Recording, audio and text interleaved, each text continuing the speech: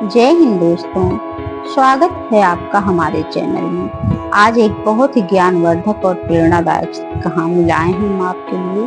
तो चलिए शुरू करते हैं। हिमालय में एक महान ऋषि रहते थे।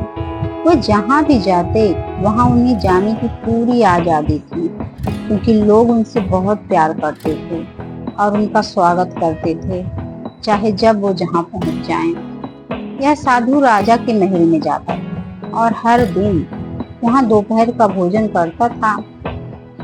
रानी ने उन्हें सोने की थाली और प्याले में दोपहर का भोजन परोसा।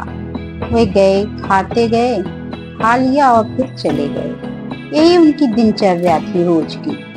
एक दिन वह भोजन के बाद उसने एक चांदी का गिलास और एक सोने का चम्मच लिया और अपने साथ ले गया। उसने किसी को यह भी नहीं बताया कि वह इसे ले जा रहा है, कि उसे या और कुछ भी करना है या कोई काम है, कुछ नहीं बताया किसी को। महल के लोगों ने देख लिया, रानी ने भी देख लिया, वह कभी भी कुछ नहीं ले जाते थे।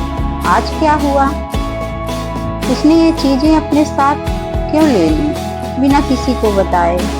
उसने बस इसे उठाया और अपने थैले में रखा और चला गया। 3 दिन बाद वह गिलास और चम्मच वापस ले आया और उसे वहीं छोड़ दिया। यह और भी अधिक रहस्यमय था।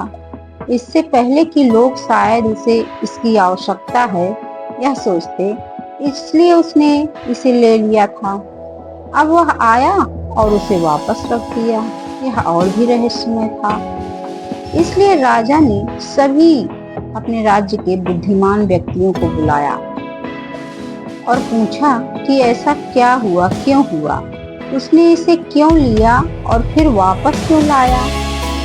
उन्होंने सभी बुद्धिमान लोगों और पंडितों को ढूंढा, जिन्होंने कहा पता लगाओ कि तुमने उसे पिछले 1 या 2 दिन में उसमें क्या परिवर्तन पाया था।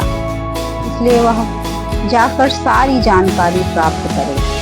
राजा ने कुछ लोगों को भेजा जो गए और उसके बारे में सब कुछ जाना कि क्या बात है। लोगों ने पाया कि उन्होंने कुछ लुटेरों यानी डकैतों से सुरक्षित होने के लिए कुछ खाना देखा था। उन्होंने कुछ दिन पहले कुछ डकैतों को पकड़ा और गिरफ्तार किया था और उन्होंने बहुत सारा अनाज और खाद्य पदार्थ उनसे सब कुछ जब्त कर लिया था।